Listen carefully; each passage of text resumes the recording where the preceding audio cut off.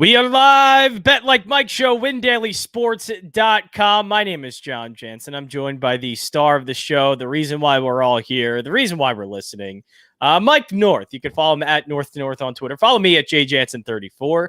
I have my hat on forward today, so it's progress, still a hole in the back, but progress. My hat is forward today. I thought I'll tell you what, you look good, and you look There good you go. yesterday. Unfortunately, yesterday I didn't look good. You know, I always can tell. I was always hands-on, John. And by the way, welcome everybody. And isn't it a wonderful day as Beautiful we have day. another winning week? But we'll get to that winning day. We'll get to that in a little bit. But you know how hosts and people have been since the COVID experience, showing off their Emmys or what have you. Oh, yeah, yeah. Well, my wife, Bibi, and I produced a TV show in Chicago. I also worked for Fox 32 in Chicago on a football show with Mike Ditka, Dan Jiggets, Gary Fences. I've heard of Mike Ditka before. Yeah, you heard of him. We won Emmys for that. But this, I won 2 Emmys. And instead of putting them in behind, I just thought I'd show everybody, yeah, a goof like me, because I can win a couple Emmys, right? This is just a flex. I love this. This is a great flex, as the kids call it. It's amazing. Because, you know, I was left for dead when I was a kid. They're never going to achieve anything. Well, you know, I see people accept these things all the time. Then I read, whoops. Didn't need to move the putter. And then all of a sudden, you know, you win these Emmys and you're very happy and you're very proud. But I've never gloated about it. I bring them on for a reason. Yesterday, I turn on the show and I watched it about 8 times because every time I win, I just like to hear it. It's like hear it over and over. Yeah, that's a good. Oh, yeah. And besides, the show's good. But I noticed something right off the bat. I noticed that I was like Paulie in Goodfellas. Now, you saw the movie Goodfellas, have you not? Oh, of course. That's one of the best movies of all time. Great movie. Every time, like when he was at trials, they put a close-up, okay, of his face. Nothing else, okay? Or when they were having the barbecue, they go, hey, yeah, you know, nobody ever said anything to Paulie, you know. Paulie went through intermediaries, but they show his face close. All of a sudden, I see your face. It's nice like it is now. And I'm like, and another thing, you know? And then I go, what the heck happened? I go, I know right away. I know when something's not right. Either way, I know if something wasn't right with you. So I call you up, and you said, well, Jason, how do you pronounce his last name again? Mizrahi. Jason Mizrahi. Yeah. Jason, who pays the freight. God bless him. God bless this company. I love it. And we're going to be doing some wonderful things. Yes, we are. I guess he suggested it with another guy, George, okay, who's from Chicago. Okay, I'm going to just say this to everybody. Anybody gets their pictures taken or video? I don't like my pictures taken. I don't even like being on video. But you have required. You have an unflattering side to you, and you have a flattering side. And you try to get the best picture you can. Well, I was at a deal about 15 years ago. I was at a thing at Christy Hefner's house. Okay, I'm name dropping. Billy Marovitz, her husband at the time. I'm at her house. They're having a bunch of people over, and Warren Beatty is there with Annette Bening. Okay, I almost, you know, it was great. Warren Beatty and I talked for 45 minutes. I couldn't believe it, just me and him. He's sitting there listening to a goof like me. And I said, you know what, I got to be honest with you. You look good, man. I mean, you know, he's getting a little bit older. He goes, really? The lighting must be good. I go, what are you talking about? He said, because it's all about the lighting and it's all about the angle of the camera. And I never forgot that. So yesterday, if anybody wants to go back to yesterday's show, 17th, check it out and look at my fat face and my turkey neck and say, you're never going to see that again because adjustments have been made. How's that, my friend? Yes, adjustments have been made. It is all about the angle. That's why I don't like, you know, everybody has maybe a good side profile or, you know, just looking up face to face. Yeah, it's all about the angle. That's what I've learned. It's angle, and everybody's learning that because of Instagram and all that, and everybody's posting pictures. Everybody's learning the right angles it takes. You know how many times people put out like stuff and then they delete it and they do the video over and over. See, I don't do that because I don't post any pictures at all because I don't like taking pictures of myself, or I don't even like video. But you know, it's the world we live in now. Everything has to be in video. Everything has to be pictures. And yeah, So and everybody's got to copy things. And here's another thing, okay? Here's what I really can't stand. But for these two guys, I sort of, and by the way, folks, we'll have our picks in about 15 minutes. Oh, yeah. You don't want to miss that. That's Johnny and I are on fire. Johnny J, Mike North. Okay. Here's what I can't stand. Getting rid of players and then bringing them back. And then having video salutes and all this other stuff after you kick their ass out the door. Who do I bring up? John Lester and Kyle Schwarber. Oh, Both yeah. great guys. John Lester, after Carlton Fisk, in my opinion, the second best free agent ever signed by a Chicago team in baseball. Okay? And then you see Kyle Schwarber. And Chris Bryant left him a candy bar and left. All the fake puffery. It just makes the city look so small. What kind of candy bar was it? That's what I need to know. Twix. Oh, Twix is good. Okay, that's a nice candy bar to leave. No, it's the candy bar. Oh, here, all my children moments, these soap opera moments. Oh, my. These guys, they get the camera on them. They want to seem even more unbelievable as human beings. Here, if I had a sign yesterday, because there were so many signs, Kyle, God bless you, Kyle, we won it all. Johnny, thanks for everything. If I would have put a sign up, 1 for 5, what happened to you the rest after 2? I'm thrown out. I'm thrown out.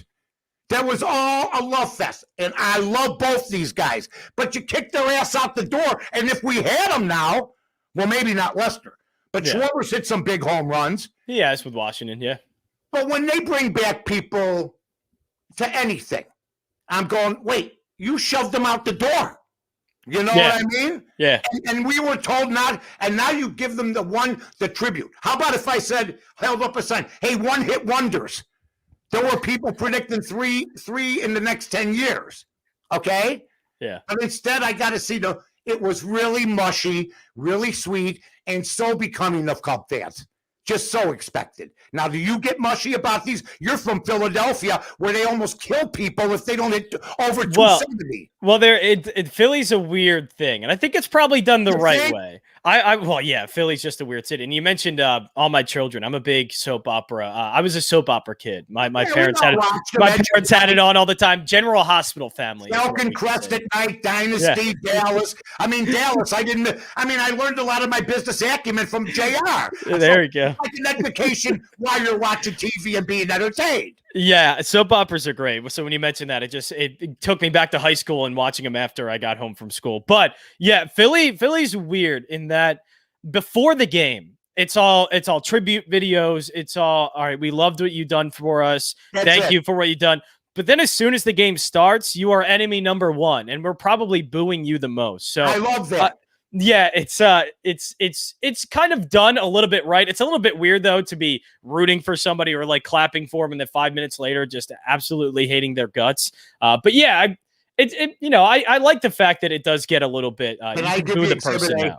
Can I give you Exhibit A? He's brought up for sure many times on this show. I love him. First time he's on, he gets traded to Chicago. Mm-hmm. He calls in to the show. Okay, I interview him. He goes, where are you going tonight? Because I'm new around there, even though I knew he had been in town. I go, I'm going to Gibson Steakhouse. Who is it? Dennis Rodman. Who meets me that night in a gas station shirt that says Al on it. And Zubas. Dennis Rodman with the nose rings. That is quite the sight. we became instant buddies. Let me tell you something. Nobody in this town, when he was on the Pistons, liked Dennis Rodman. Once he came to the Bulls, yippee, unbelievable, megastar, dressed like a woman sometimes before, Caitlyn Jenner, and all these other people. Dennis did it. It takes guts. He drove up on a motorcycle with a wedding dress on. I mean, come on. Incredible. In Chicago at the time, which is still a square ass at times, middle America hub in some ways.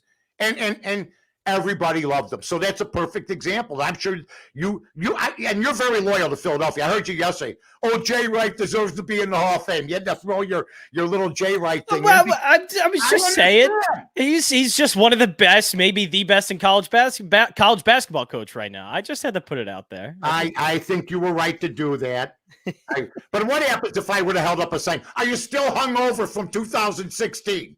Oh, well, I don't like that. I don't like holding on to old pieces that gave you a glory year or two, but don't hold on to that just because they did it for you. Like, I feel like there are so many teams, and Chicago is a little bit guilty of it too. The Cubs, at least, guilty of holding on to players too long because they brought them a glory year.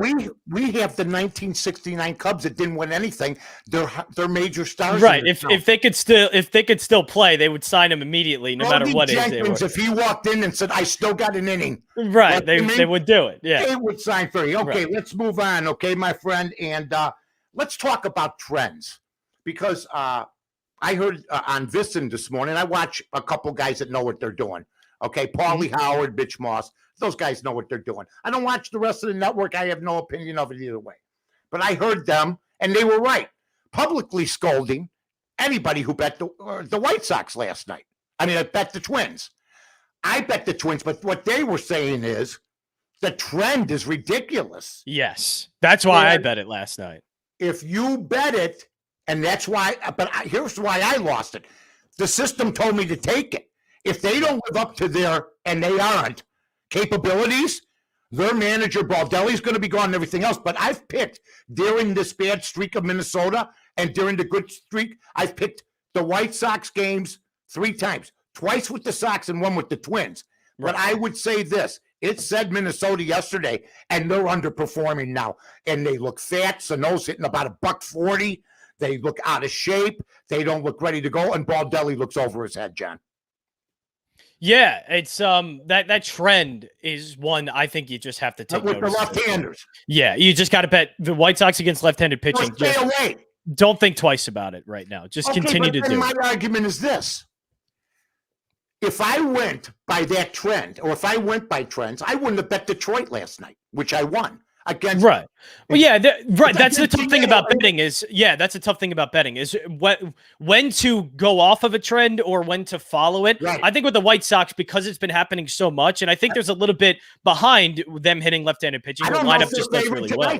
I don't know if they're favored tonight. I think it's about an even game. Yeah, and that's a tough one. I think they should hit Michael Pineda, but I'm not sure. But since it's not a left-handed pitcher, I obviously have to look into it a little bit more. But yeah, you're right. It's the idea of whether or not to follow a trend or not. That's always a tough thing. In what I usually do is get off the sport, but I'm hot in baseball, so I go 2-1 last night. But the White Sox are my loser. I don't regret it because once you jump off that trend, or once you jump off your recipe for anything. Yeah, I wouldn't have picked San Francisco as my scary pick against Cincinnati yesterday, okay, which was your only loss. Yeah. If we're going by that, and San Francisco's a surprise also, aren't they? They are a definite surprise. I mean, the Royals were compared to them the first 10, 12 games of the season, and then they just went into the dumpster. But San Francisco keeps winning, and they've been great. Right? Yeah, they've been really great. And credit to a guy that got ran out of town here in Philadelphia, but he's done really well with. It's not an overly loaded team or great talent, but they're making the most out of what they have, and I got to give credit to Gabe Kapler a little bit for that. Was he ushered out the door? Were you guys happy because that? Hey, it a lot of because. Yeah, he was doing things very differently. He was very analytics based, and a lot of people didn't like that. But in some cases it worked really well. In some cases it didn't. But I think the thing here in Philadelphia is a lot of the same problems continue to persist even without Gabe Kapler here. And I think that speaks to more about their roster construction than it does about any manager. We got about a minute. What happened with Girardi? I saw you put out the tweet. By the way, you can go to me at North on ORTH, number 21 ORTH. And to you, Johnny, what's your Twitter follow? At JJansen34. And you can actually see it here in our nice layout. We have our Twitter handles up there. It looks good. Everything's looking great. Oh, yeah. That was added today. Thank God. Here, now let me tell you this real quick. What happened with Girardi? What happened with the guy in the dugout? Who was the guy? The Gene Segura was the player, and he's been having a tough time in the field, and he had a bad play against Toronto on Sunday and didn't go to the mound visit with Joe Girardi, who's making a pitching change. Usually everybody in the infield goes to the mound and for the pitching change. He didn't, so they got into a little bit of a spat, and this has been kind of building up. Joe Girardi just looks frustrated. I don't know if that's because of just defensive issues or because the team's lineup has been inconsistent, but he's frustrated. And I think right now the start of this season has kind of been getting to him. They have been winning, and they're I think a game over 500 maybe, but it's been a very frustrating start to the season. And I think Joe Girardi's starting to show that. All right. Well, I'll tell you what, we'll see what happens with that. I think he's a capable manager, and he doesn't think, you know what? He put it away, left it in the clubhouse, so that's a good thing. Let's talk real quick now, folks. It's time for what America waits for. All of America. You know, you're waiting for the opening of a brand new McDonald's, maybe in your local town, or you're looking for that big movie debut coming up soon somewhere. Oh, yeah. You're waiting for our picks, basically. And if you're not, some guy says to me yesterday, "Hey, Mike, why don't you just post them?" We're never posting them. You listen for 20 minutes. If you can't listen for 20 we're minutes, posting them on a live stream virtually, right, with our you can verbally post picks. You can listen back to the live stream. It's posted somewhere. That's right. Very well said, my friend. Now, here's where I get chewed out again. My recipe. Stovey says, "Mike, I wish I had your energy, bro." Don't leave me, Stovey. You don't see me afterwards. I crawl around like a plane. All right, anyway. Anthony D. Sclafani versus Louis Castillo. Mm-hmm. San Francisco's on fire, but San Francisco right now is plus 108, I believe. Cincinnati minus 118. My first pick of the day is Louis Castillo, who's been taking plenty of heat. And according to the trend, I shouldn't touch. I have to touch because my system works and I'm a winner with it. Now I'm taking Cincinnati. Now yours, my friend. Yeah, that was the one I was going back and forth on between the Reds and Giants. I go opposite me, man. Come on. I don't think I wanted to this one. I just wanted to point out that I was very close to, and I decided not to. But what I do want to take, I think I'm going to take the Cubs at minus 103 today against the Nationals. I don't like the Nationals team at all. I think they're actually a very bad baseball team. And I know the Cubs at home have been a little bit better, and they do well against left-handed pitching, and Corbin's not been a spectacular one. So I think I'm going to, and this one might change, but as of right now, everything I've seen, I might just stick with and end up taking the Cubs here at minus 103. I might just stick with. I might do this. I might. It's one where I gotta. Give me an hour before the game and how I'm feeling about it. But right. That's the one I'm probably gonna go with. Oh, that's like a be careful one, but a strong lean by yes, Johnny. Yes. It's a lean. Lean. The long lean. Anyway, I got my second pick. This is the end of my picks now. Houston and Oakland. Okay. I can't stand Houston. They're a bunch of fixers. I can't stand what they represent. I have friends in Houston. They're good guys. Joe George and, Sean Salisbury, great people, good guys. Yeah. But tonight, Oakland in a pick with Mania, who's starting to straighten things out, 3-2, against Christian Javier, who's been very, very good. It's a picket game. So tonight I have Oakland and I have Cincinnati, my friend. I like it. Let's do this because it's been a bit of a trend. I actually like Houston here against Sean Mania. I think they should be able to hit him. Very pick of the day. Christian Javier is a good pitcher, and I think he's able to get them the win. I think I can trust Houston's lineup enough to get to Sean Mania. So I will take the Astros at minus 110. And if you want a scary pick out of me, let's think of a nice little scary pick. I got let's one see. for everybody. Baltimore plus 135 against Tampa is our scary pick. Nice. You like that one? I hate to go back to the Rangers, but I think I might actually go back to the Rangers in this spot and take them. They're plus money taking on the Yankees. Yankees don't have a good pitcher on the mound. I think Fultonavich, he gets hit hard, but he should do well enough against this lineup. I'll take the Rangers here at home. All right. Now, I think yesterday, did I lose our bet or did I win it? I think I took the scary pick Frisco against Cincy. You got this. We both got our scary picks yesterday. So do you have a hat that you have to wear and a brassiere now? Or do I man. have to? I forgot. I don't think, did I go directly against that one? I don't, oh man. I Well, wouldn't make you do it. you know what? We'll have to I'm check just the tape. comfortable You know, in your own skin. no, we'll check the tape. We'll check the tape, see what happens. No, please, it might turn on me. It might turn on me, buddy. Hey, great job as always. Remember, WinDailySports.com. Follow us at WinDaily. Follow Johnny Jansen. Just punch Johnny. And Johnny, what's the address again? At JJansen34 is where you can follow me. And- WinDailySports.com. Yeah, exactly. And North to North. Thank you. So long, everybody.